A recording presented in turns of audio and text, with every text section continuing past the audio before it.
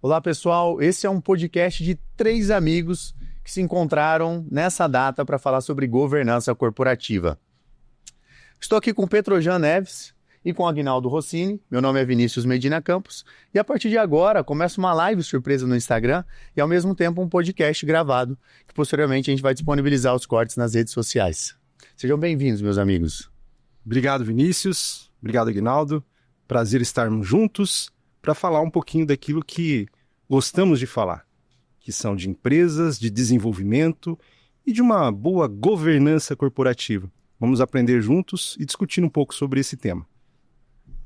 Eu também agradeço o convite e realmente você começou bem. É um encontro de amigos, onde a gente sempre está discutindo, sempre batendo papo, né? E hoje a gente está querendo aqui compartilhar com todos os amigos aí, né? Todas as nossas experiências e o que nós pensamos sobre a governança corporativa, né? Para também estar contribuindo e trazendo um despertar aí para todos os nossos colegas. Perfeito. Hoje o Insight é basicamente o curso que nós fizemos recentemente. Eu e o Aguinaldo tivemos em Curitiba, com a participação à distância do Petrojan, que a cada aula conversávamos constantemente, né? Discutindo. Compartilhando tudo. Foram 2 semanas compartilhando tudo, né? Exatamente. E esses insights foi o que deu ensejo ao nosso encontro essa noite, para falarmos um pouquinho sobre o Programa de Desenvolvimento de Conselheiros, foi o curso que nós fizemos na Fundação, e também sobre as boas práticas de governança corporativa, daquilo que a gente aprendeu e daquilo que a gente propaga enquanto profissionais também. Muito legal. Bom, nós sabemos que hoje a maioria das empresas tem buscado conselheiros, né? Virou meio que uma moda, né? Nós temos algumas pessoas com esse desejo, não, agora eu vou ser conselheiro e resolver a minha vida financeira. Mas temos atributos para ser um conselheiro. Concordam, senhores? Com certeza. Com certeza. E esses atributos são robustos, né? Como que vocês avaliam que são essas características de um conselheiro? Como que uma pessoa, um empresário ou um executivo que se candidata ou aspira a essa posição de conselheiro, como que vocês colocam isso como característica? Qual que é a característica principal de um conselheiro hoje para assumir uma cadeira de um conselho? Vamos lá. Eu acho que muitas empresas procuram, né, um conselheiro, principalmente um conselheiro fora da empresa, que às vezes muitas pessoas que compõem ali esse conselho são, às vezes, próprios, né, da própria empresa. Eu acho que esse conselheiro que vem de fora, ele tem que trazer um know-how ou uma gama de experiências, uma vivência que ele teve em vários outros setores. Às vezes ele não precisa entender nada daquele negócio que ele está ali vivenciando, mas trazendo toda aquela experiência em vários ramos que ele passou, realmente ali se agrega muitos para a tomada de decisões. Eu acho que muitas empresas, então, hoje estão abertas e buscando no mercado, né, esses tipos de conselheiros para que realmente venham trazer uma outra visão e não talvez aqueles com os vícios, entendeu? Das pessoas que estão ali dentro do próprio negócio e que não conseguem ter um olhar diferente, um olhar talvez mais macro, mais de cima, entendeu? Opa, eu já passei por isso, Perfeito. Já vi isso em algum lugar, não, talvez possa acontecer isso lá na frente. Perfeito. Então, eu acho que essa é uma característica muito importante realmente desse conselheiro, é ter essa vivência. Muito bom, Aguinaldo. E a figura do conselheiro, eu acho que tem uma quebra de paradigma também. Nós aprendemos que normalmente o conselheiro é aquele CEO, que ele foi CEO a vida inteira, e que ao final ele se aposenta no conselho. E essa não é uma premissa em toda a verdade, né? Hoje a tendência do conselheiro é que ele realmente se capacite para estar na posição de conselheiro e que não seja um fim de carreira necessariamente, né? Então essa figura do conselheiro, dos atributos que ele tem que buscar, né? Seja de experiência, das vivências que são extremamente importantes, mas também de competências, skills importantes, atuais, né? Do entendimento dele sobre inteligência artificial, sobre geopolítica, sobre aspectos da economia, macroeconômicos, financeiros, e trazer isso para dentro da companhia. E isso a gente não está falando necessariamente de idade, de gênero. Existe uma diversidade muito grande e talvez seja essa a grande mudança, né, do mercado, que é quebrar o paradigma da pessoa do conselheiro. Então não é mais aquele senhor de idade que fez carreira no ambiente corporativo a vida toda. E de repente pode ser alguém que tem ali uma idade menor, que seja mais jovem e que esteja pronto para contribuir nas questões que interessam a companhia, como a questão da tecnologia, que tem sido um dos temas, né? Muito procurado. Né? Exatamente. Outro tema também que está muito marcante, né, que as empresas estão buscando, é pessoas que tenham experiências ou que conheçam tudo sobre as ODS, a sustentabilidade, que hoje está trazendo um valor muito grande para dentro da empresa. Aguinaldo, se você puder explicar um pouco mais sobre isso, e a gente sabe que você tem muito para explicar sobre isso, né? Se puder falar um pouquinho. Realmente hoje, né, essa preocupação com o meio ambiente, com o social, né, com tudo que acontece em volta da empresa, não mais dentro da empresa, hoje se tornou um valor agregado ao produto, hoje de qualquer empresa. Então ela não pode mais ter um olhar, não, estou produzindo, tá aqui o produto final que fica ali, né, os insumos que eu estou usando, não, aqui os funcionários estão aqui, não preciso me preocupar, não, o meio ambiente eu não tenho que me preocupar com nada, sabe? Então essa visão hoje geral, o que acontece em volta da minha comunidade, né? Que olhar nós estamos tendo, talvez, para a questão dos rios, né? De cuidar da água dos rios. Mas calma lá, mas eu não faço nada pela água. Não, mas eu sei que eu não faço nada. Mas talvez um dos componentes do meu produto pode estar prejudicando, pode chegar a esse ponto. Então hoje, você talvez não vai mais poder ser fornecedor de uma grande empresa se você não estiver ali cumprindo, tendo esse olhar, ter essa comprovação de atingir essas metas, tanto de ESG como de ODS. Isso Perfeito. Hoje é um valor inerente a qualquer empresa. Legal, senhores. É importante dizer, a luz que nós estamos trazendo aqui da pauta governança é uma maneira muito simplista de desmistificar um tema tão pertinente, muitas vezes até que as pessoas têm uma resistência. Porque, vamos lá, você vai convidar um terceiro que não faz parte da sua empresa, que não começou a empresa com você, que não é seu colaborador, para dar o tal do pitaco. Né? Ele vai colocar alguns pitacos ali. Então, isso é uma relação de confiança, em primeiro lugar. Mas, se nós fizermos uma memória histórica, nós vamos lembrar que o que nós gostamos é ter amigos, não é isso? Se você está no primeiro relacionamento da sua vida, você chega para o seu melhor amigo e fala: Vini, encontrei uma pessoa, o que você acha? Se você está fazendo um negócio, Aguinaldo, o que você acha? Você me aconselha a trocar o meu carro? Para todas as relações, nós pedimos conselho. Reparem, agora, quando entramos em uma empresa, em muitas vezes, nós achamos que somos Superman. Todas as informações, tudo aquilo que é responsabilidade minha, ainda que seja, mas nesse momento, a governança e olhar para o contexto de uma organização não sendo o pilar de todas as respostas, faz total sentido ter a generosidade de chamar alguém com um olhar, como muito bem o Aguinaldo colocou, com um olhar de fora, sem vícios, sem estar aculturado nas organizações, e a cultura não é um negócio ruim, nós devemos fortalecer a cultura das organizações, mas alguém que está fora, ele tem uma visão como de um farol, ele pode iluminar um pouco mais distante para que nós possamos avançar na jornada de lucratividade, de desenvolvimento, e principalmente de olhar para a sociedade e falar: eu sou relevante, a minha empresa é relevante para a sociedade, que é um dos temas que a ODS traz muito bem. Dito isso, o tema principal aqui, um dos principais é: quais os principais atributos para ser esse conselheiro confiável? Como que tem muitas empresas que olham para o mercado e vai buscar conselheiros que ela nunca viu, ela vai olhar numa análise fria do currículo.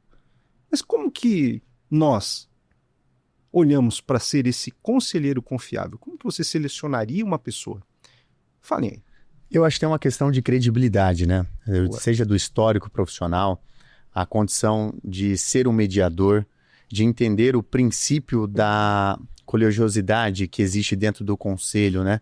Então, você não está tomando uma decisão individual, existe um colegiado, né? Existe pares ali que você vai trocar uma ideia, você vai expor um tema e você vai estressar essa decisão e posteriormente vocês vão votar. Então tem que ter, com certeza, um atributo de cooperação, colaborativo, que seja comunicativo, né? Que seja assertivo em suas ideias, que não seja prolixo e que esteja interessado em contribuir com a companhia e não necessariamente só atingir ali os principais objetivos seja para ganhar sua remuneração ou seu bônus, né? Mas que esteja comprometido com os valores, com os ideais da companhia também. Você falou muito bem, realmente, hoje ser conselheiro não é simplesmente eu quero ser ou uma brincadeira. Realmente hoje você responde perante a comunidade, ou os acionistas, ou perante a empresa com seu próprio patrimônio. Quando você está à frente ali de um conselho para estar respondendo e colaborando. Então, por trás disso, então, realmente é que tem que ter as pessoas muito bem preparadas, né? Claro que aquelas que realmente têm um olhar, né, na questão também da gestão financeira, de fazer uma ótima análise, né, dos balanços, que eu acho que essa transparência é um dos valores maiores que as pessoas esperam do conselheiro, ou de um conselho, entendeu? É essa transparência. Então, tendo esse conhecimento, para você poder olhar aquilo, validar, ou realmente tomar as decisões certas, eu acho que o conselheiro tem que buscar também essa questão desse valor, desse conhecimento do mercado financeiro, né? Ou até mesmo de auditorias em si, né? Fora, então, aí vem os outros valores também, que a gente já está comentando aqui, né? Do que realmente é importante, as vivências, né? O conhecimento e, claro, ninguém nasce pronto, né? Com o tempo realmente vira a credibilidade. Como se mesmo disse, né, Petrojan? A gente pede conselho para quem? Às vezes para os amigos ou para quem a gente confia, né? Então eu acho que esse é o negócio que o conselheiro vai ter que ir conquistando ao longo da sua carreira, sabe? Demonstrando todo esse conjunto de conhecimentos e competências e habilidades para estar lidando diante de uma reunião de no máximo 1 hora ali tudo, né? Trazer todo ali um conjunto de informações para que realmente seja uma decisão robusta, sabe? Uma decisão séria, né? Que realmente possa agregar para aquela empresa naquele momento. Lembrando que nós estamos falando de empresas que têm uma certa complexidade de gestão, né? Nem todas as empresas hoje têm um porte, um tamanho para ter toda essa robustez de um conselho. Em linhas gerais, um conselho hoje, ele deve ter em torno de 7 pessoas, né, por aí, que são o board, né, o CAD, o conselho de administração ali. Agora, tem empresas que são mais simplistas, né, ela não tem toda essa robustez. Porém, eu recomendo fortemente, assim como o conselheiro ele recomenda as coisas, ele não impõe nada, até porque a velha máxima na governança, o que vale é o desejo do dono, concorda? Sempre. Sempre é o desejo do dono. A recomendação forte é que isso haja um nível de maturidade de gestão que possamos alcançar debates que façam a nossa vida um pouco mais fácil na hora da tomada da decisão. E como chegar até esse nível? Fazendo um bom planejamento estratégico. E aí não indifere do tamanho da empresa. O planejamento estratégico ele tem que estar na mesa. Mensurar os indicadores e monitorar os indicadores tem que estar na mesa. Claro. Até porque é um ponto que você trouxe, Aguinaldo. Para uma decisão, para uma reunião de conselho, tem que ter insumos, concordam? Com certeza. Esses insumos é o que regem as tomadas de decisões. Porque o topo da pirâmide, eu falo isso, quem me acompanha há muito tempo, é muito solitário.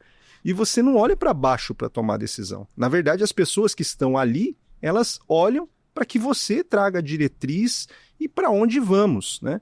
Então, nesse contexto, esse topo da pirâmide, ter mais pessoas para apoiar nessa decisão é fundamental. E aí vem uma perguntinha polêmica, né? Nós falamos aqui sobre atributos de conselheiro. Você acha que essa história aqui, cabelo branco, o tal de experiente, faz sentido ou você acha que tem jovens que podem ser conselheiros? Fala aí, meu amigo jovem, elegante, Vinícius, doutor. É difícil, né? É difícil quando a gente fala sobre idade e sobre vivência e sobre experiência. Eu acho importante, sim, ter uma experiência, mesmo que seja curta, sabendo que os jovens hoje, eles acumulam uma experiência muito mais rápido pela forma como que eles vivem, sabe? Então, se você pegar um jovem de 25 anos que trabalha há 5, 6 anos com tecnologia e que criou coisas formidáveis, talvez seja um ótimo candidato num conselho de uma empresa que está precisando pensar tecnologicamente. Então, o que eu acho que não existe... Exato. Não existe essa regra sobre o cabelo branco e assim, eu sou apegado ao cabelo branco. Obrigado. São as pessoas com quais eu realmente me abro e gosto dos conselhos, porque eu falo que tem 2 formas de aprender o caminho. A primeira delas é aprendendo e passando, vivendo, e a segunda é recebendo os conselhos de quem já passou por isso, de quem já trilhou o caminho anteriormente e que pode nos ajudar a encurtar o caminho. Então, com certeza é um fator importante, mas eu acho que ele não é um requisito excludente, sabe? Principalmente por essa questão de tecnologia. Agora, esse jovem, para estar no conselho, ele vai precisar ser o jovem também, né? Isso é um fato. Eu acho que tem espaço para todos, tá? Eu acho pode que a empresa... divergir, tá? Exato, e a empresa precisa de todos, né? Eu acho que ela tem que ter aquele um conservador, aquele um olhar, das experiências, tudo que já passou e com um cabelinho branco.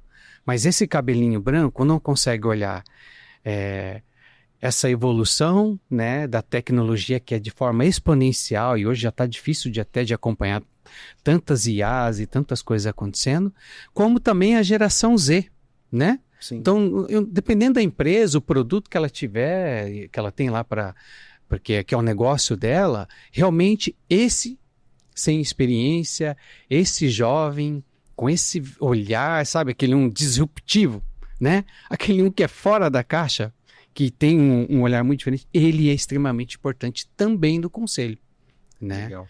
Eu vejo todos esses, né, todas essas pessoas dentro do conselho como esses apazigadores, vamos dizer assim, né? Você falou uma métrica, vamos dizer assim, né? Que a palavra final é sempre do dono. E eu diria para você, e quando a palavra final é dos donos? Aí é que realmente vem as divergências, aí que vem realmente os choques, né?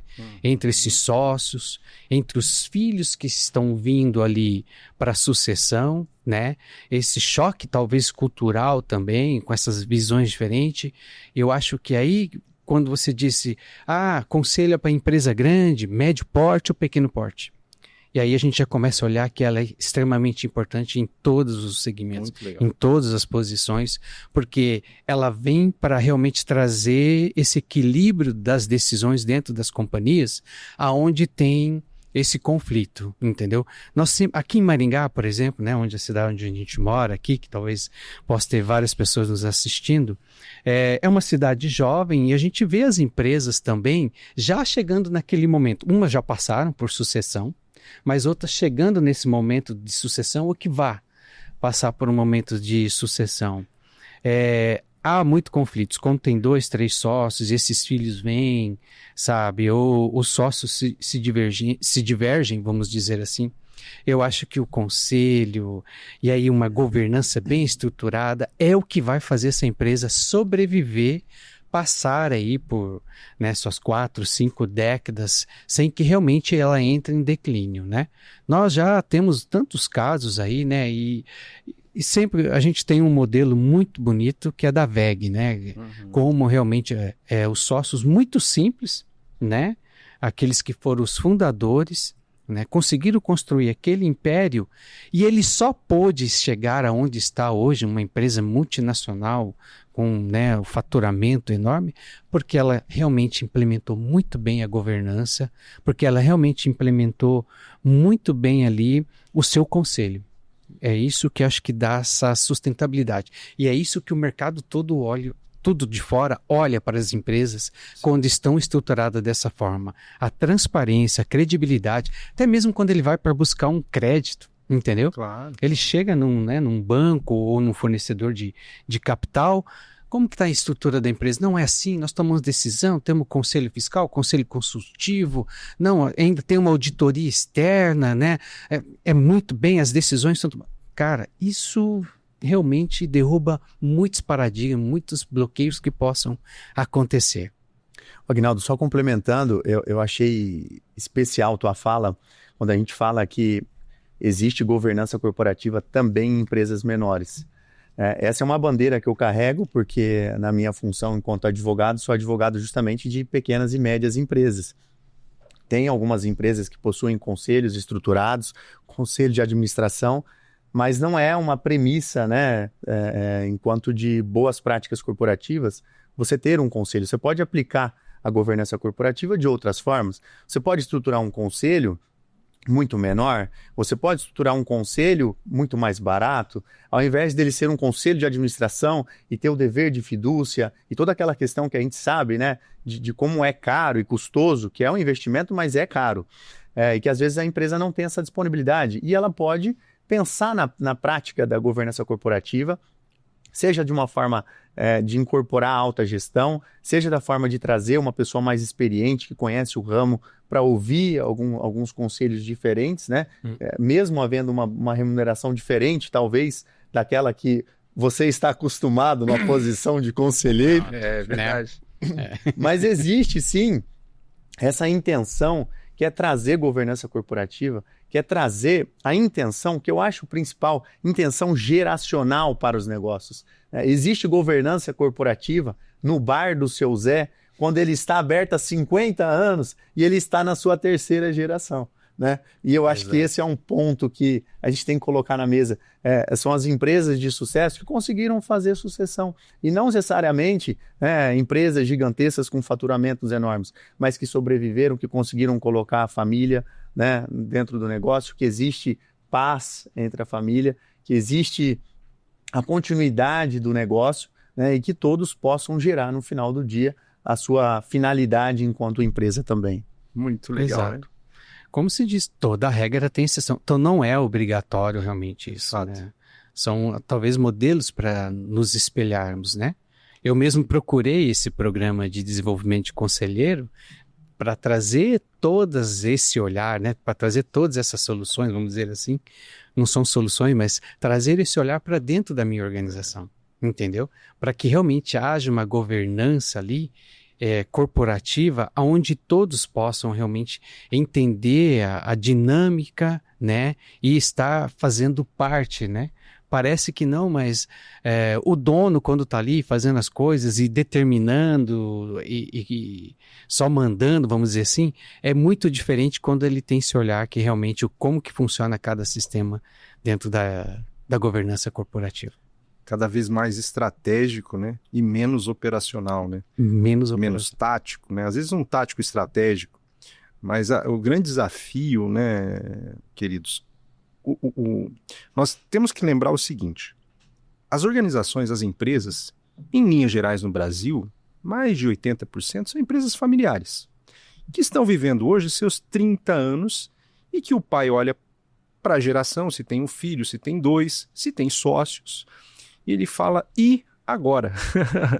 Como eu vou dar continuidade? Porque já não tem o mesmo vigor, né?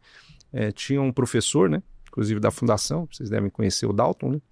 Ele falava que essa situação de ser dono, ser empreendedor é vocação, né? Vocação, é diferente. E tem situações que é difícil transferir a vocação para o filho, porque o desejo do dono, fundador, só existe um. Então é um desafio, independente do tamanho, muito bem colocado pelo Dr. Vinícius, que as empresas elas precisam se organizar para ser perene. Até então, as empresas, o fundador tem o seu negócio, começa a crescer e começa a colocar mais gente no barquinho, e isso vai aumentando as pessoas. Se aumenta pessoas, tem que aumentar o faturamento. Aumentando o faturamento, você ao invés de olhar o critério de performance de cada um dentro da sua cadeira, porque nós estamos sentados nessa cadeira. Para sentar em algumas cadeiras tem que ter uma certa competência para tal. E falamos diretamente do conselho. Mas nem sempre é assim. Precisamos de mão de obra, contrata mais gente. E a hora que você olha, né, a hora que você vai analisar, fala, puxa, e agora? Eu estou passando por uma crise. Por isso que o conselheiro, ele já viu crises, e aí o cabelo branco da história, algumas vezes. E vamos ser bem sinceros, é cíclico. A crise ela vai voltar. Né? Você vai ter momentos de abundância, mas vai ter momentos de escassez. Né? E para isso nós devemos estar muito bem preparados. E nada melhor que trazer esses conselheiros independentes do tamanho. E falando sobre esse movimento, né, de conselheiro, falar um pouquinho de coesão colegiada, de cooperativo ou colaborativo, de mediador, de percepção de risco, que é essa visão que o conselheiro tem, e mesmo tendo uma certa idade, ser inovador, porque hoje é isso, né? A mesa, né? Na mesa tem que ter inovação. E um dos temas importantes, ser ético. Né? Eu faço um negócio a qualquer custo, né? Então, à luz dessa introdução, façam suas contribuições quanto à coesão colegiada, à ética, à inovação, percepção de riscos, todos os atributos que o conselheiro tem que ter, mas como que vocês avaliam isso dentro de uma empresa? Eu acho que o conselho, ele é o guardião desse conjunto de valores da empresa. Existe um conjunto de atribuições do conselho, e não necessariamente só do conselheiro, mas da função do conselho, que é, em primeiro lugar, guardar os interesses dos acionistas, de guardar a reputação da companhia, que é olhar para frente, olhar para o futuro e entender se essa companhia está sendo sustentável, se ela vai continuar no mercado, né? É entregar essa posição do guardião de todos os valores, daquele conjunto de boas práticas que ele entende serem razoáveis para que essa empresa continue sendo geracional. Então, essa função do conselho, ela é colegiada, ela não é de um só. E aí, todos esses atributos que nós já mencionamos são essenciais para que essa empresa continue tendo um bom relacionamento e um sistema de relacionamento com o mercado, um sistema de relacionamento que seja eficaz com a diretoria executiva, na escolha e seleção da diretoria executiva, e também com os acionistas, que, obviamente, no final do dia, querem saber qual é o resultado da companhia. É isso. Eu acho que o Vini, porque também tem amigos. Intimidade para isso. Chamando de Dr. Vinícius, eu vou chamar de Vini. Dr. Vinícius. Mas, de fato, acho que o adjetivo está correto, é o guardião mesmo, sabe? Sim, sim. Tem que tomar muito cuidado com isso, né? Tem tantos exemplos de tanta coisa que, né, em vários conselhos deixaram passar, fizeram... Né, como a gente está conversando aqui com vários empresários e todo mundo, vista grossa, não é? E coisas que custam muito caro para a empresa. É muito difícil depois ter que resgatar uma reputação manchada de uma empresa, né? Se a gente olhar, por exemplo, tem tantos casos... que, sei lá, vou citar aqui, né, as Americanas, né, que passaram aí recentemente.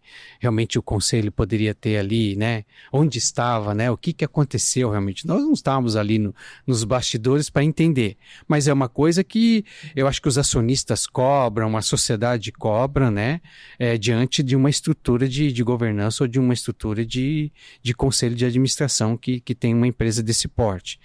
Se a gente olhar um exemplo assim de impacto, a gente vai falar assim da própria Volkswagen, que ela tinha uns carros a diesel, onde ela, né, ali através de um software conseguia manipular e realmente fazer com que aquilo passasse dentro lá que atingia os objetivos lá de poluição, né, que não atingia.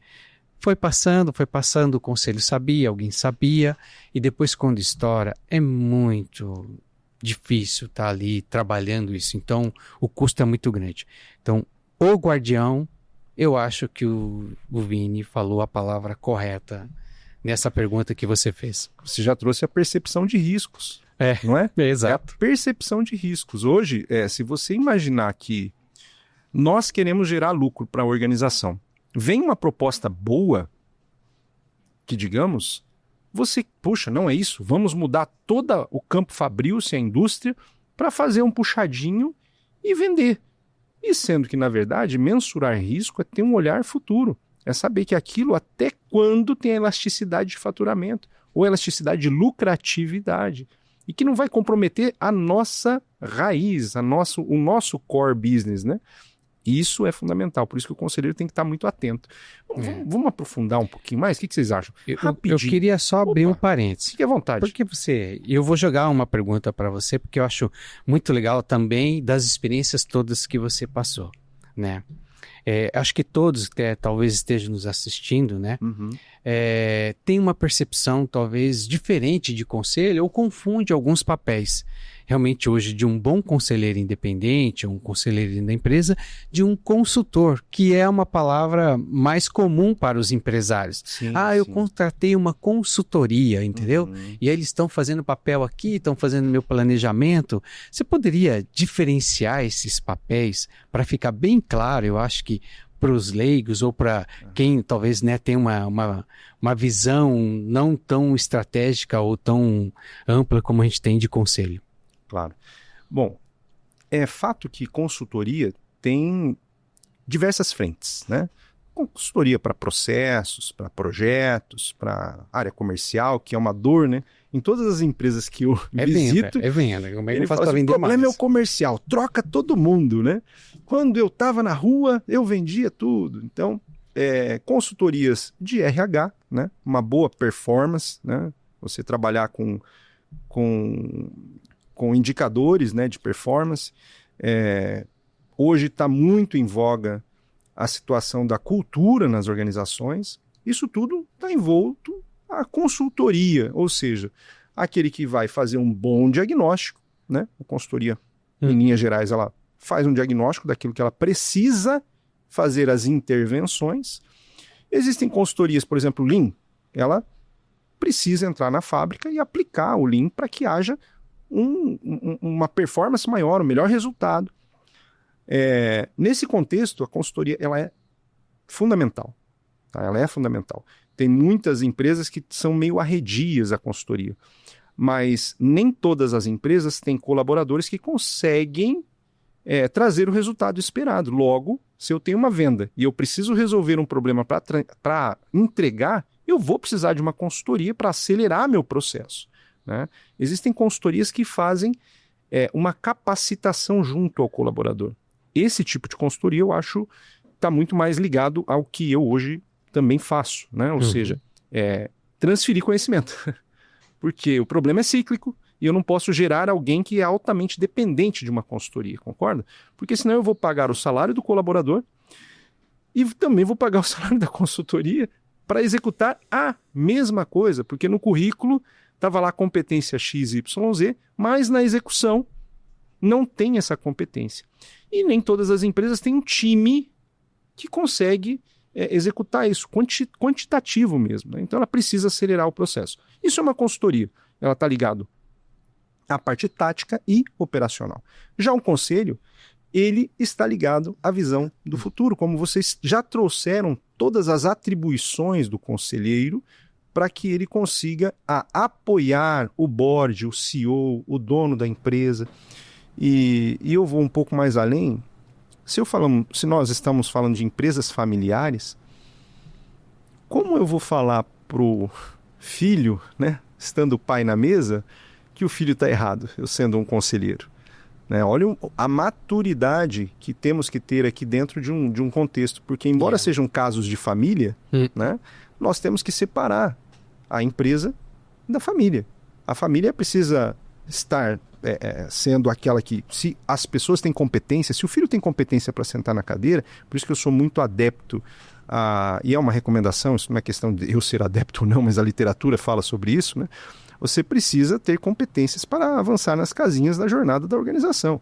Né? Não é porque você é filho que você é o diretor de marketing, que você, né, para ser o tal, você precisa das competências E que não seja simplesmente por ser um legado de pai para filho, mas sim porque você tem as competências para tal. E tendo essas competências, você pode muito mais apoiar a organização, não pelo simples fato de ser filho. E aí sim, o conselheiro ele pode, principalmente a nova geração, eu vivi alguns casos, você falou de experiências, né? Não raro, as negociações que eu fazia para tentar convencer ou simplesmente fazer com que a pessoa enxergasse a necessidade de um bom planejamento estratégico e um avanço para a governança, não era pelo dono, mas sim pelo filho do dono.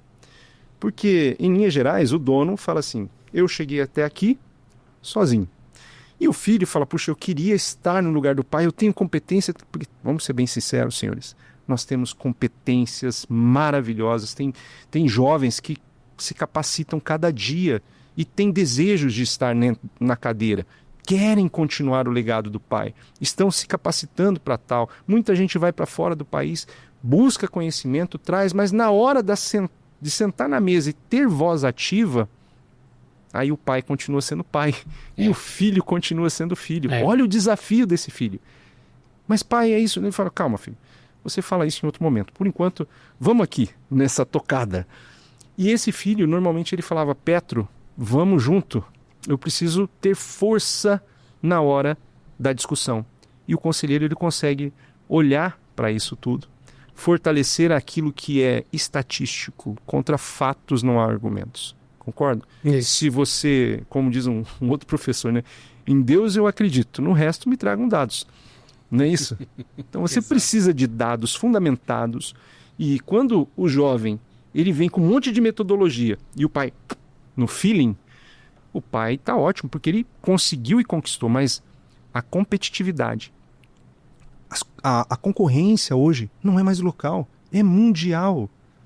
30 anos atrás, nós estávamos falando de Shopee, nós estávamos falando do mercado mundial, onde você compra aqui do lado, porque você tem uma relação, anota no fiado, alguma coisa nesse sentido. Há 30 anos eu estava aprendendo a falar, viu, Petro? Então. Eu gostei muito da sua contribuição hoje e eu valorizo isso.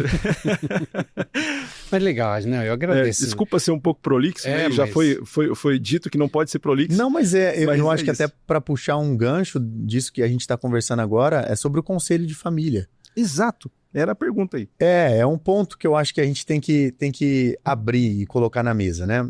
O conselho de família é o lugar onde não há interferência na empresa, tá? Então é onde a gente vai abrir todas as dores da família, o lugar de fala do filho, exato, né, que quer assumir a posição, ou dos filhos, ou dos sobrinhos, ou de todos aqueles que fazem parte da família e que querem assumir uma posição futura.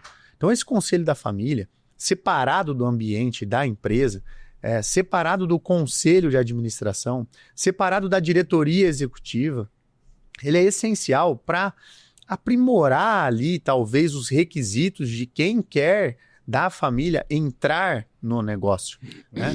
E que tenha ali muito bem claro requisitos objetivos de capacidade, de orientação e também de expor ali quais as suas fontes, né, de chateações ou de tristezas, né, com a remuneração ou com a forma pelo qual a companhia está sendo direcionada. E é óbvio que dentro do conselho de família vai ter os donos, vai ter o pai, né, vai ter o tio, vai ter todo mundo ouvindo ali, e se tiver algo de bom, com certeza isso vai parar no conselho, né, de administração, isso vai parar na diretoria. Eu vou colocar até um pouquinho mais de pimenta.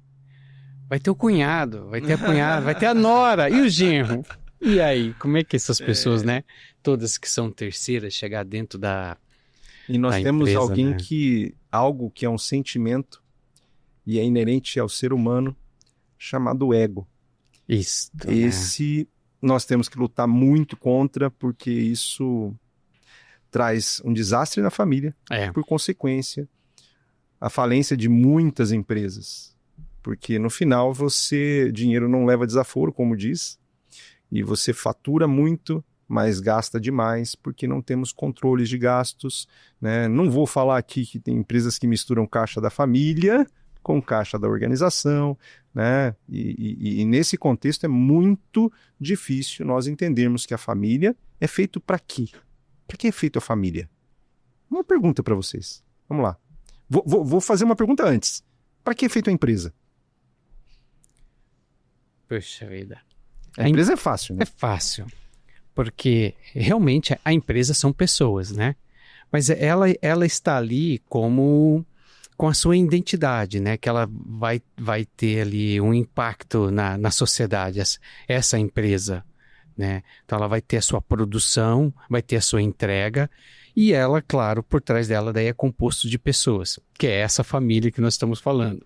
Então, todas elas têm que estar com papéis diferentes para que realmente caminhe. Então, essa família aqui é necessário realmente se compor de um conselho, né? Para que realmente todos ali saibam como perpetuar essa empresa aqui, entendeu? Senão, realmente, ela está fadada ao fracasso.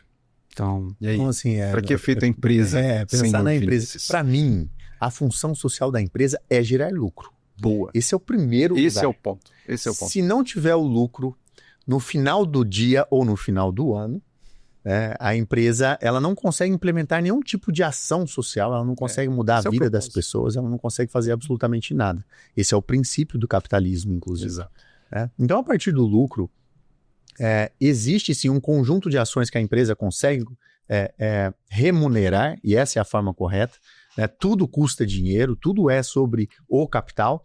E a família, nesse processo todo, como o Aguinaldo disse, é a continuidade desse processo, é enxergar a família como um projeto de sucessão. E falando sobre sucessão, nós temos que pensar na sucessão não somente enquanto obrigatoriedade do filho de assumir o negócio do pai. Até pelos exemplos que eu vivi na minha curta caminhada, no meio desses dois amigos meus que já viveram um pouco mais, tive o meu momento de eventualmente entender que não seria o meu caso de dar continuidade no negócio da família. E esse é um processo que precisa ser avaliado pelos pais, porque o processo de governança corporativa e eventualmente sucessão pode passar pela não participação da família dentro do negócio. Eu posso ser um bom acionista, né? Exatamente. Eu não preciso ser um executivo, não preciso ser um Exatamente. diretor. Alguma coisa assim. E eu acho que é isso que a gente consegue espalhar, sabe? Desmembrar de que não existe uma obrigação, a gente não tem uma obrigação a ser cumprida. Mas se você tem interesse, se você tem a família para continuar o seu negócio, se você tem que ter os filhos, poxa, que pai que constrói, né, uma empresa gigante ou um negócio grande e que não gostaria de ver seu filho dando continuidade nos seus negócios. É uma questão quase que de honra, né? E que também tem que ser trabalhada no ambiente corporativo. Até porque o pai, ele trabalha, nós que temos... Minha filha tem 20, né? 21. 20, se eu errar, ela vai brigar comigo. Nós fazemos todo esse esforço para que eles tenham menos sofrimento, né? Por eles, né? Esse Agora, é o amor do pai. A resposta que eu esperava de ouvir de vocês sobre a família é que a família foi feita para ser família. Exato. É simples, né? Até porque as pessoas saem da empresa, seja diretor, seja o CEO, e aí eles vão almoçar na casa da mãe que não está na empresa, e ela vai almoçar, italiana, bate na mesa, que eu não posso bater nessa mesa, que eu sei que não posso, bate na mesa e fala: aqui quem manda sou eu. Vocês não vão falar de negócio em nenhum momento aqui. Então, esse é o grande barato, é o grande... o gostoso de bater esse papo é saber que as empresas geram lucro, que movimentam a sociedade, que torna Maringá muito pujante, porque a maioria das empresas aqui são familiares e que tem a sorte, a divina, são abençoados por Deus, de a maioria das empresas ter os filhos que continuam o legado do pai. E que eu já fui em alguns arranjos de organizações, são poucas as empresas que o filho fala assim: eu quero continuar. Não raro, ele quer fazer outra coisa, e como diz a minha filha, e tá tudo bem. Mas tá tudo bem para quem? Né?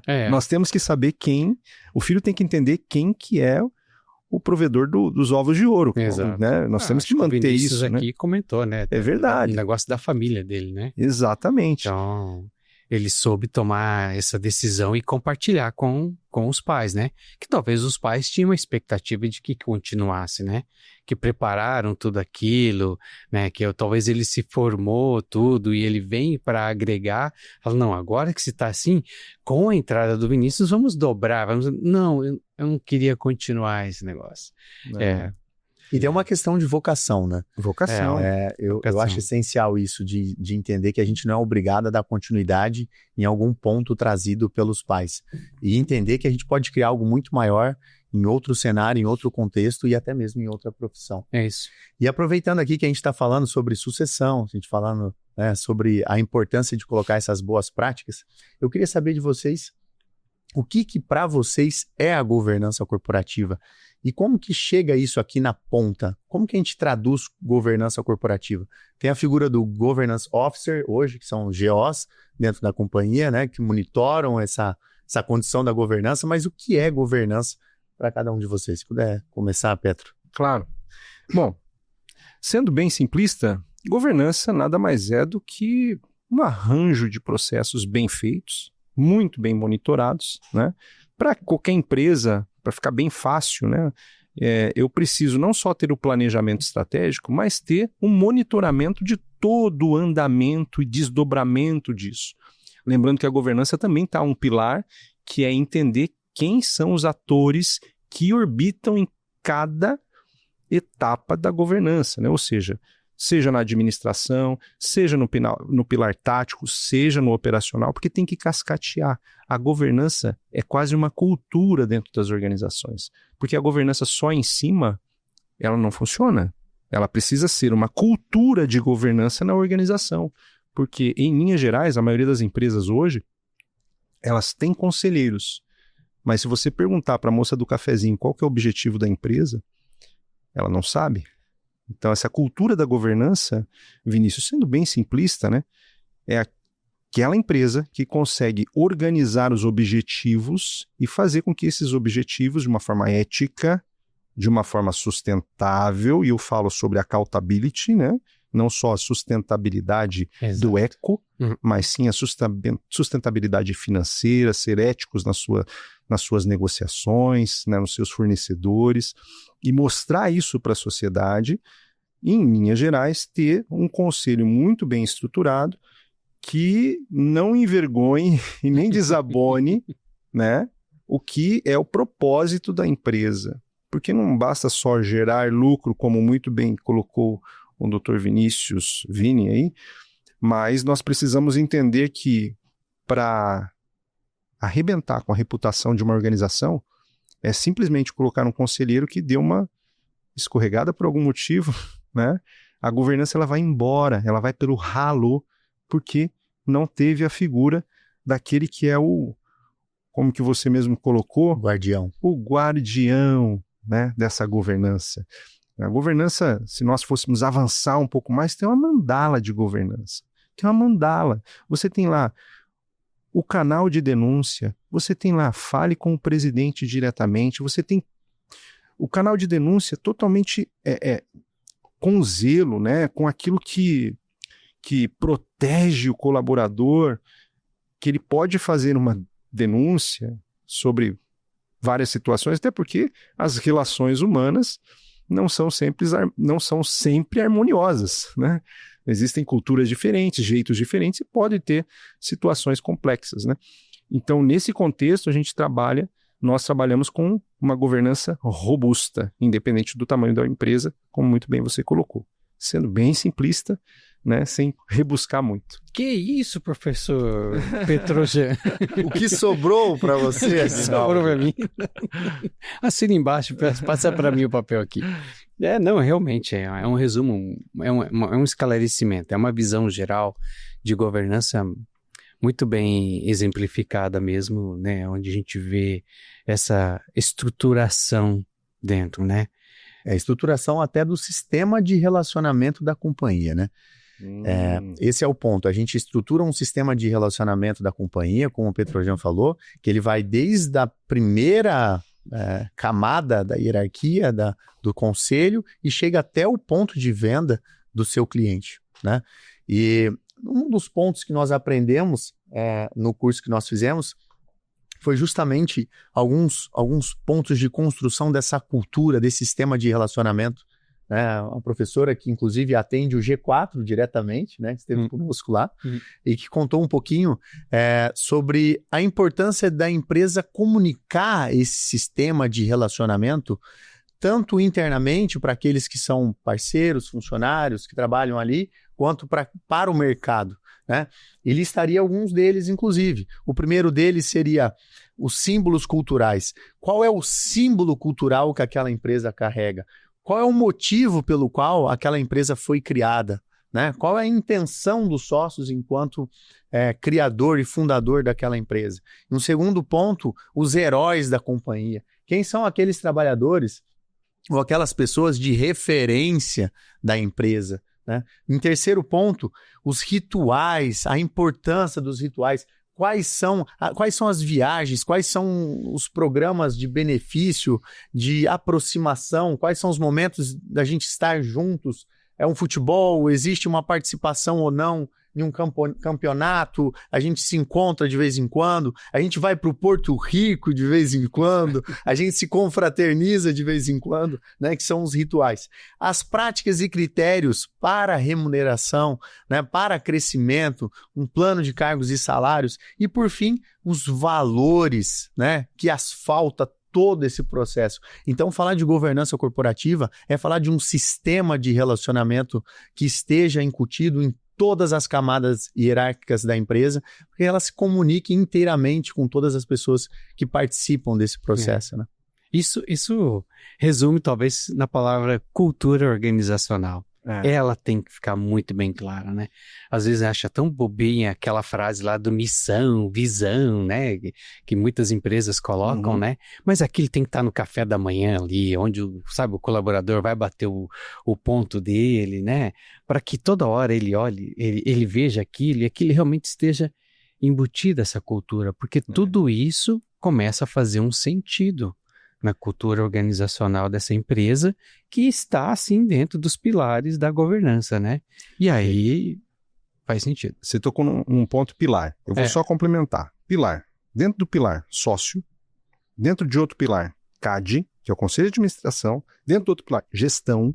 Dentro de um outro pilar, nós pensamos em auditoria independente, auditar, double checking, sempre confere. Exato. Precisamos ter o olhar externo, uma auditoria independente, que ela não está ligado a interesses dentro da organização. Ainda mais se tiver acionista. Conselho fiscal, que é um outro pilar importantíssimo. E um outro pilar que é conduta e conflito de interesses. Embasado à transparência, embasado à equidade, embasado à prestação de contas e embasado em responsabilidade corporativa. Esses pilares e essa base, ela é muito pautada pelo IBGC também, que é o Instituto Brasileiro de Governança Corporativa. Então, acho que para complementar, enriquecer um pouco essa resposta, isso são práticas da governança corporativa. Aproveitando, Petrojão, queria saber sobre o caráter de informações que são levadas ao conselho. Existe um paradigma dentro dos conselhos que é, em primeiro lugar, quais são as informações que eu preciso para tomar aquela decisão, o quanto de informação eu preciso para tomar aquela decisão e até que momento eu preciso tomar essa decisão para não gerar uma paralisia organizacional, que é, a todo momento que o conselho se reúne, ele sempre precisa de mais informações, ele sempre precisa de mais informações, enquanto que a companhia, ela precisa de uma tomada de decisão, às vezes, seja por uma retenção de mercado, seja por proteção, seja por expansão que ela precisa fazer. Então, como eu queria saber, na sua perspectiva, até que ponto, quais são as principais informações que a gente precisa ter na mesa e qual é o cuidado que nós temos que ter para não gerar essa paralisia organizacional? Bom, se nós analisarmos qualquer empresa e qualquer negócio, primeiro, olhar mercado. Nós precisamos olhar o mercado e principalmente saber se o mercado está comprador. Esse olhar do conselheiro, Vini e Aguinaldo, ele tem que trazer informações que são informações inerentes ao negócio, até porque qual que é as atribuições e responsabilidades do conselheiro? Ele tem que ler a pauta antes, analisar, já trazer informações para a discussão, e principalmente, né, como a Harvard faz, né, você envia primeiro as informações para que nós possamos debater. Porque não é uma aula, é um debate, né? São discussões. Quando ele envia essas informações, depois desse movimento, ele também tem que analisar as informações que foram aqui mencionadas para que haja, não uma paralisia, mas que haja um plano de ação e um desdobramento. Eu falei de mercado, mas eu também tenho que olhar para interno e saber a capacidade que eu tenho para a produção. Olhar a competência das pessoas também está ligado a saber que o meu plano estratégico está avançando. E olha só, o conselheiro em linhas gerais, ele tem que olhar o plano estratégico, ele tem que pedir informações dos diretores que tragam ali quais as perspectivas, principalmente falando de forecast, é saber quais as perspectivas de faturamento que estamos discutindo, porque eu não posso discutir hoje no passado. Eu não posso olhar meu DRE, sendo que as coisas já aconteceram. Eu tenho que ter um DRE que vai mostrar para mim o que está por vir, né? Por isso que o forecast é tão importante. Você olhar as perspectivas de faturamento, até para que você melhore a sua produção. Então, diante do que foi dito pelo comercial que vai vender mais, eu aumento a minha produção. Por quê? Porque foi alinhado e combinado que estaríamos vendendo mais. O conselheiro falou, olha, senhores, eu olhei e análise de mercado, eu digo que embora vocês estejam todos animados, porque, volto a lembrar, não é uma empolgação. Nós precisamos ser analíticos, pragmáticos e trazer dados. Diante disso, eu tomo decisões, até porque estatística dificilmente erra. Né? Se 2 mais 2 é 4, não vai ter o jeitinho brasileiro que você faça que ele vai mudar. Né? E aí, eu gostaria de trazer a figura, né, para muitos que talvez conheçam ou que não conheçam a estrutura de um conselho, é o papel do presidente do conselho, né? De trazer essa riqueza de informações, de detalhes, para que realmente essa reunião do conselho, né, onde vão vir todos os conselheiros ali, realmente possam vir subsidiado. Ele coordenar esse conjunto, né, de pessoas que vão ser a favor ou contra, trazer essas visões, como vocês dizem, conflitos de interesse, ele tem que ter uma habilidade para estar conduzindo isso. O chairman realmente é um cara que, olha, ele carrega um fardo muito grande, porque a cada reunião ele tem que se preparar. Enquanto os conselheiros vão pegar relatórios, vão dar uma olhada, vão analisar, vão fazer suas perspectivas. Isso deve acontecer ao longo aí de uma semana, dependendo de cada um com suas habilidades.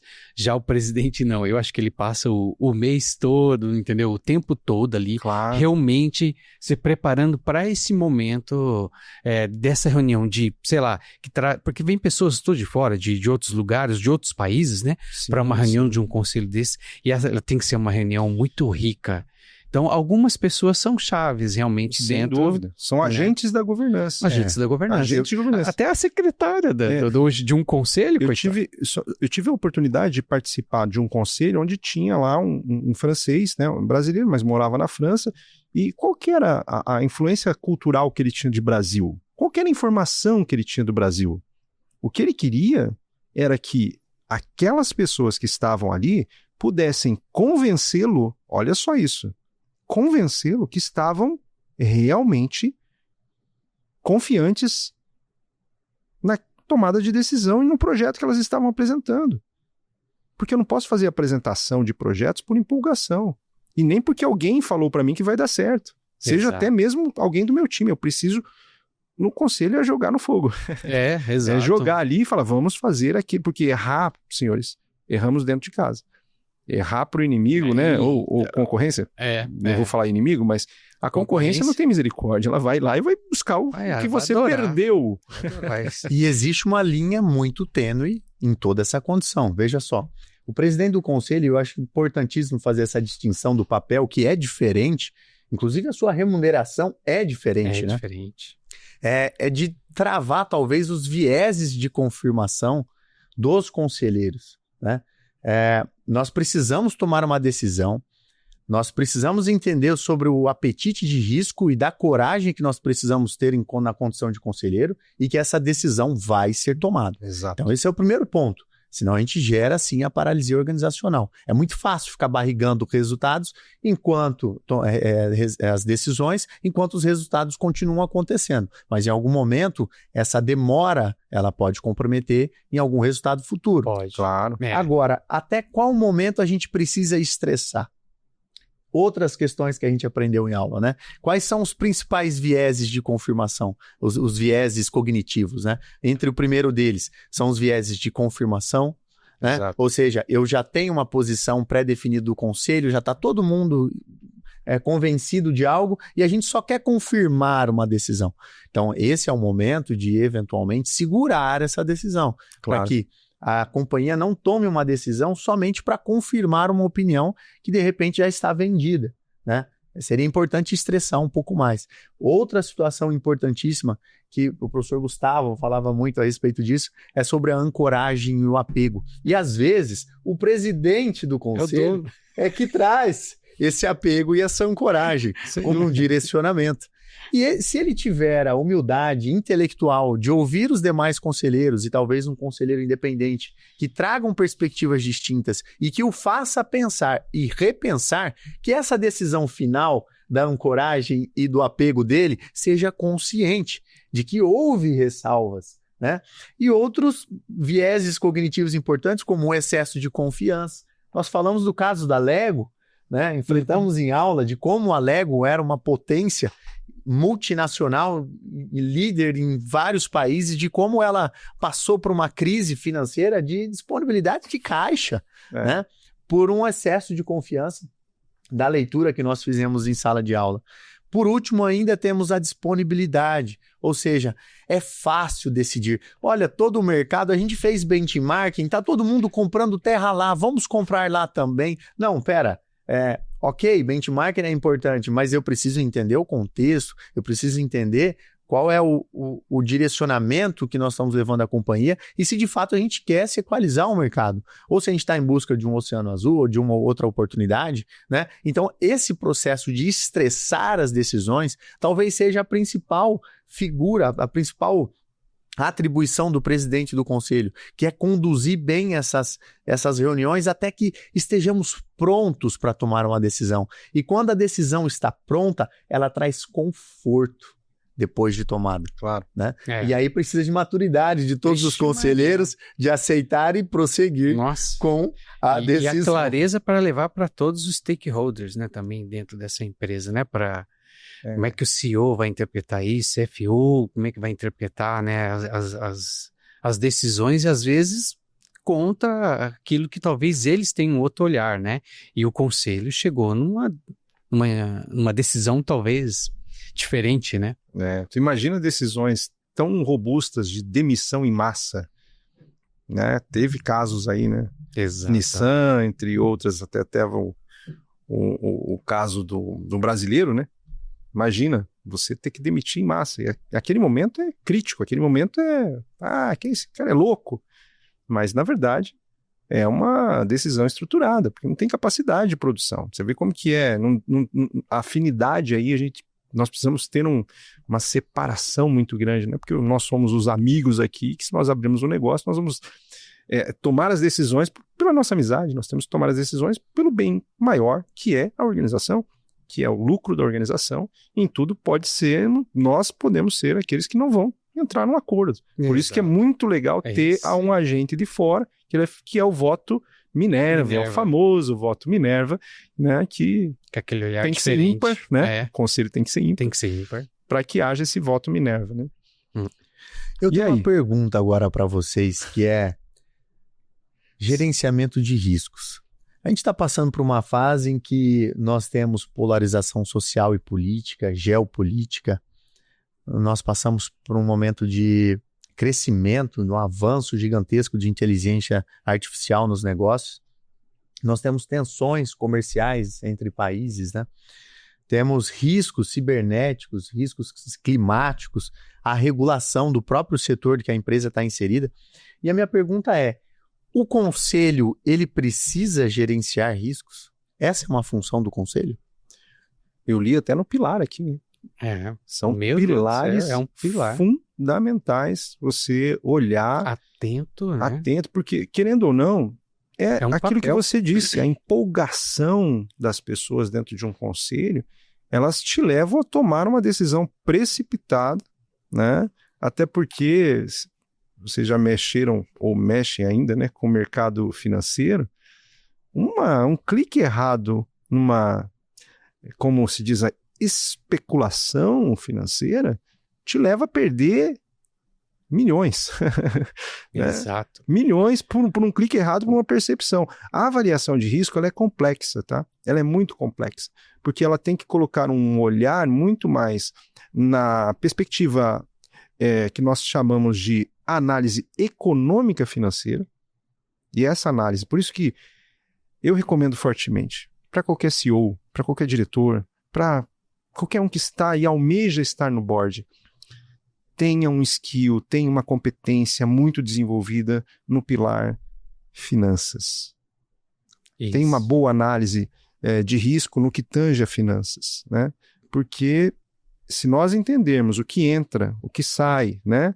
Qual que é o valor que está entrando, qual que é o valor que está saindo, qual que é a projeção, esses riscos, eles são dá para mitigar esses riscos. Nesse momento, o Brasil, né, vai passar, ou já está passando, claro, gradativamente, por uma reforma tributária. Olha isso, o impacto que dá isso. Quantas empresas estão atentas a isso, né? Como é que estão os conselhos, né? Sem contar a instabilidade política e econômica. Ah, também, essa é outra. Vamos, cambial. Nós estamos vivendo instabilidade. E não é Brasil, estou falando do mundo. Nós estamos falando de situações que elas impactam as relações. E se pensarmos que as nossas relações, como eu falei anteriormente, não são só fronteiras, mas são além-mar, né? Como mensurar riscos em culturas diferentes, em arranjos diferentes, em dinheiros diferentes, né? Como mensurar risco? Então, essa visão mundial que o conselheiro tem que ter, até mesmo para expandir. Eu acho fácil do Trump, de uma hora para outra. Vamos lá.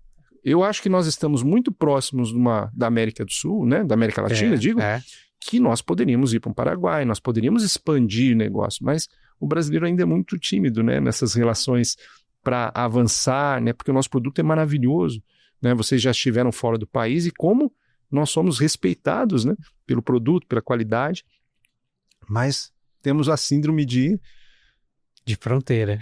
A gente não sabe que tem Mila. Diminuição, né? Bolívia. Mas seria isso. E assim, existe uma forma de operacionalizar essa gestão de riscos hoje no âmbito de conselhos, que são com os comitês temáticos. Esse é um ponto. Um outro conselho. Exato. Quando a gente aprofunda um pouco mais de como a gente entrega isso. A figura do comitê temático é quando um conselho entende que ele, óbvio, ninguém sabe de tudo e nem tem todas as informações na ponta. Essa é a função de uma diretoria executiva, para municiar o conselho com todas as informações disponíveis. Mas existe alguma situação em que o conselho pode implementar e instituir um comitê especializado naquela questão para fazer um estudo aprofundado, para fazer uma avaliação diferente daquilo que está sendo colocado. E essas figuras desses comitês temáticos também é o que eventualmente pode preparar um futuro conselheiro. Essas pessoas que compõem esses comitês temáticos, né, que são especializados, seja um gestor de riscos na área de riscos cibernéticos ou de eventos climáticos ou de outras situações, e que está sendo preparado, iniciado no processo de tomada de decisões do conselho. É um passo inicial muito, muito bom, né? Faz todo sentido. É os conselhos consultivos, né? Montado para aquele tema, né? Para aquele assunto, às vezes, quando talvez todo o conselho não tenha competência de olhar tão profundamente sobre aquele tema. Eu acho que o presidente ali desse conselho, né, pode montar, então, aí um conselho consultivo formado de pessoas da área. Você vê como tudo tem um pilar de sucessão, né? Quando você fala desses comitês, né? Esses comitês não só de risco, mas tem comitês de projetos, né? Escritório de projetos, comitês de inovação. Acho que comitê de inovação, além do comitê de risco, tem a mesma importância. Porque, além de mensurar o risco, eu preciso sempre provocar esse conselho, que em linhas gerais já é um conselho mais de idade, um conselho mais tradicional, olha, existem arranjos novos. Opa, vamos... O que vocês acham disso? Sempre provocação. Porque no final do dia, nós devemos estar incomodados sentados na cadeira. Perfeito. Tem que estar incomodado. E tem que ter pessoas que são os sponsors, né? Aqueles que incomodam mesmo. E eu acho que uma função essencial dos comitês é no trabalho de cenarização para a companhia. Sim. Então, quais são os cenários? Quais são os possíveis horizontes para a companhia? Né? Então, esses são os comitês que, em conjunto com a diretoria executiva, né, inclusive, existe a possibilidade da participação de algum dos diretores executivos no comitê, no levantamento, na apuração dessas informações, porque ele se distingue do conselho, né? Então, o comitê, ele não é necessariamente o conselho. Ele é instituído com pessoas escolhidas para trazer e apurar informações específicas para o conselheiro, para o presidente do conselho. Mas essa cenarização, essa quantidade de informações relevantes, do olhar para fora no mercado, é o que vai subsidiar, eventualmente, uma boa tomada de decisões. Eu vou complementar uma situação que talvez não esteja tão voltada à pauta governança, mas está voltada a gerações. Hoje, você trabalhar com inputs ou objetivos curtos para a nova geração é muito mais vantajoso do que você colocar essa geração num cargo de liderança, porque existem pesquisas que falam que essa geração ela não quer assumir cargo de liderança, ela não quer tomar decisão. Então, quando você fatia esse com um comitê, trazendo inputs, trazendo objetivos curtos, aonde esse jovem ele consegue canalizar todo o potencial que tem para aquele objetivo, e aí ele ressignifica, ele coloca valores, ele fala, pô, eu achei meu propósito. Pô, isso aqui é muito, muito bacana, porque eu trago um resultado imediato. Job, né? Ele já resolve, já traz.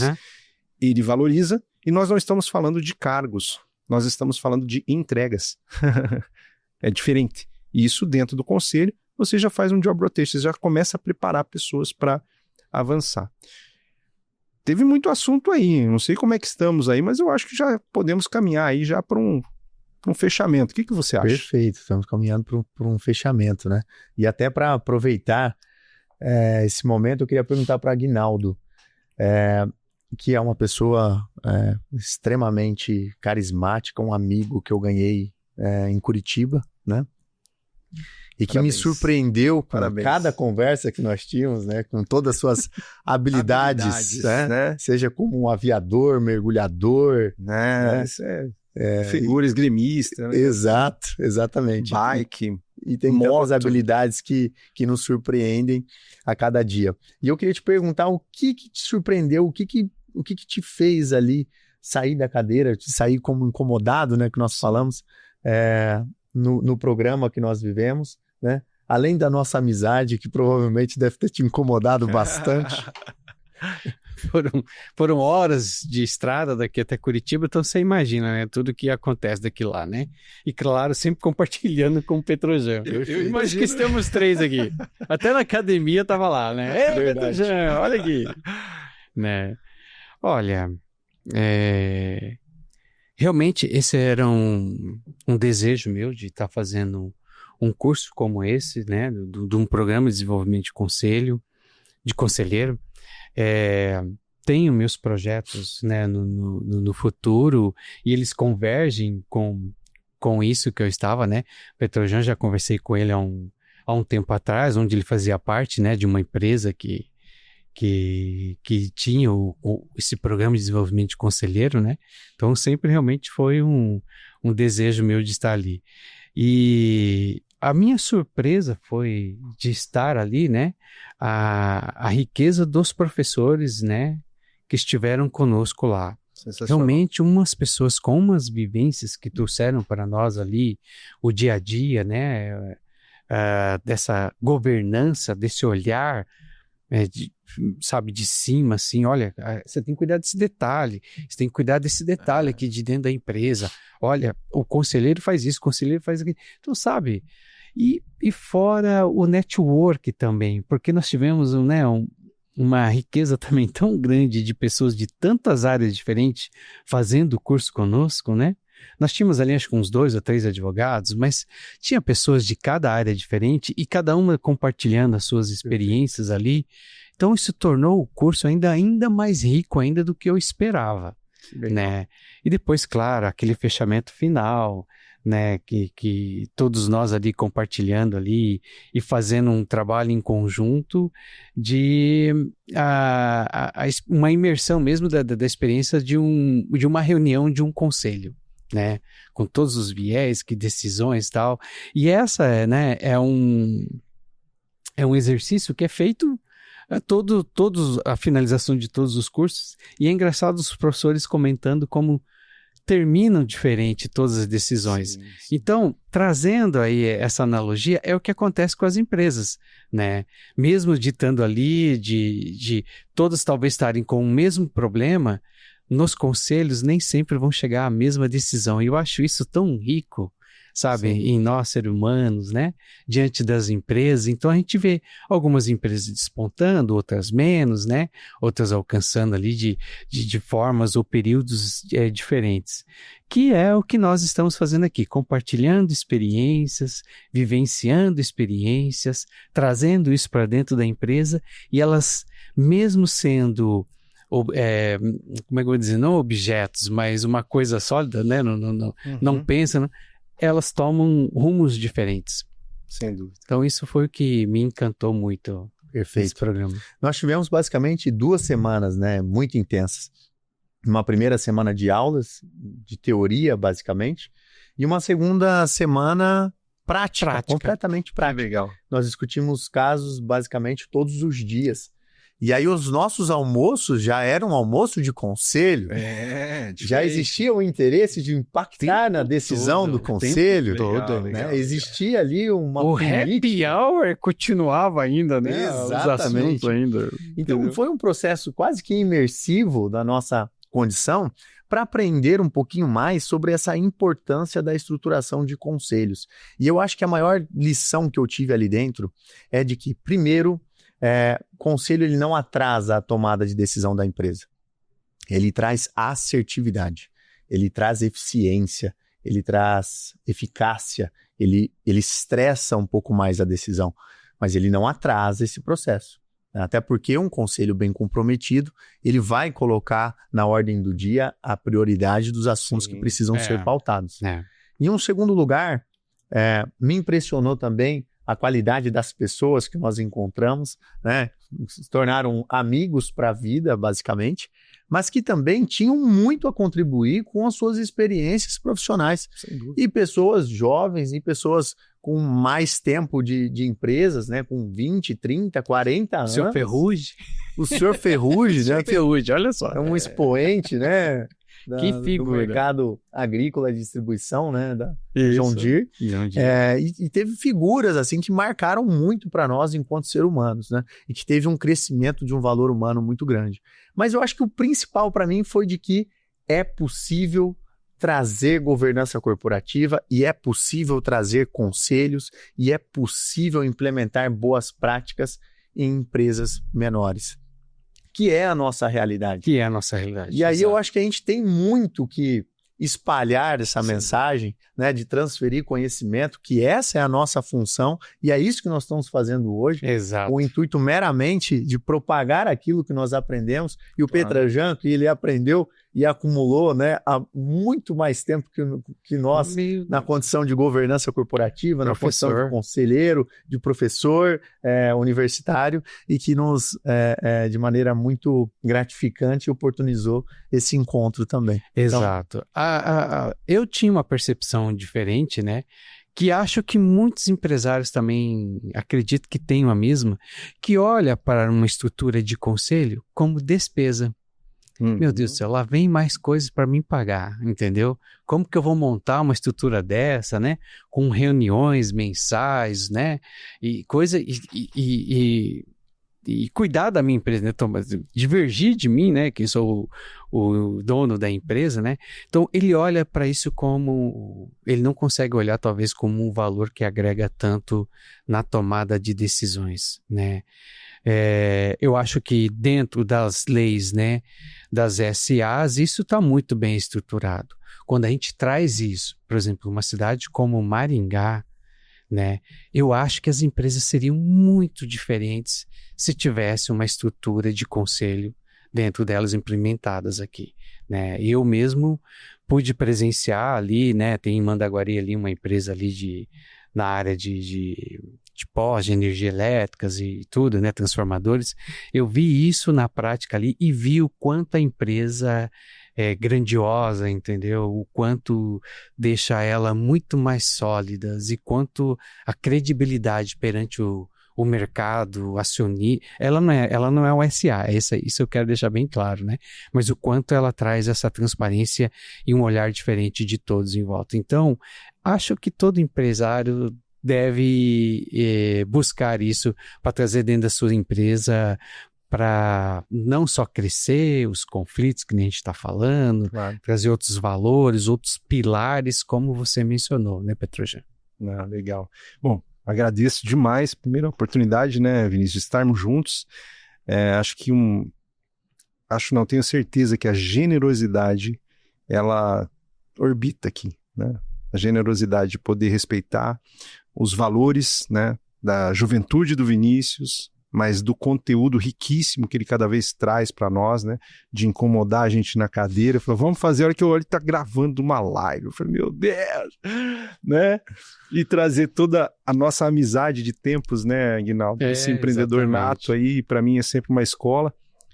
Aprendi com um jovem falando assim, tenta se relacionar com pessoas que você gosta. Esse jovem está na minha frente. Isso para mim tem sido aí uma fala que eu tenho levado. Até porque o lifelong learning, a gente aprende sempre. Né? Nós precisamos sempre aprender. E para fechar, eu queria comentar com vocês que a comunicação, ela precisa estar muito, muito, muito efetiva nas nossas organizações. A comunicação, isso que nós estamos fazendo aqui, nada mais é do que comunicar. Né, levar informação às pessoas que talvez elas não conheçam ou afirmem aquilo que a gente está trazendo, né, e valorizar pessoas. Nós precisamos olhar para o time que está do nosso lado e levar conhecimento para ele. Nós sempre vamos nos surpreender com as pessoas que estão ali, que talvez não tem tanta evidência, não tem tanta voz, mas o que precisa é um arranjo. Até porque eu, assim como vocês, já receberam oportunidades na vida e por essas oportunidades que estamos aqui hoje. Então, olhem para o time e falam, essas pessoas podem assumir esse cargo aí de conselheiro e tal. Vamos dar oportunidade cada vez mais. Obrigado mais uma vez pela gentileza. Prazerzaço estar entre amigos. Caramba, eu também quero agradecer muito, viu, Vinícius e Petrojan, estar aqui com vocês, batendo esse papo, como a gente sempre faz aí nos cafezinhos, né? Nos almoços aí. Tá compartilhando com os amigos. Eu espero que alguma coisa possa ter, né, agregado ou contribuído, né, com os colegas, com outros amigos que podem estar nos assistindo, né? Talvez esse despertar. Eu acho que isso é o objetivo que a gente está aqui hoje, né? Com o Vinícius nos provocando, né? Pedro, jantarmos aqui com essa gravação de podcast. É mediador, né? Esse homem aí que... Vai vendo. Olha, generosidade existe da parte de vocês. Para quem não sabe, o Aguinaldo, ele acabou de chegar de viagem, de uma longa viagem, né? E está cumprindo um compromisso não profissional, né?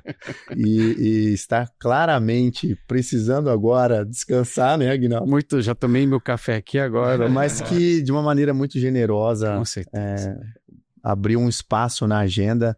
E que espaço, né, Aguinaldo? A gente conseguir alinhar esse dia, muito esse gostoso. momento, esse Foi um horário. remember aqui muito bom, né? Da mesma forma, o Petrojan, que cumpre a sua agenda semanalmente em outras cidades, viajando basicamente todo o Brasil. Então, eu que tenho que agradecer vocês, a amizade de vocês, né, que transcende qualquer interesse comercial, que transcende qualquer interesse acadêmico, né, e que é o que eu quero levar para a vida, amizades dessa qualidade. Então, meu muito obrigado para vocês também. Meu irmão. Valeu, galera. Eu também agradeço muito. De coração.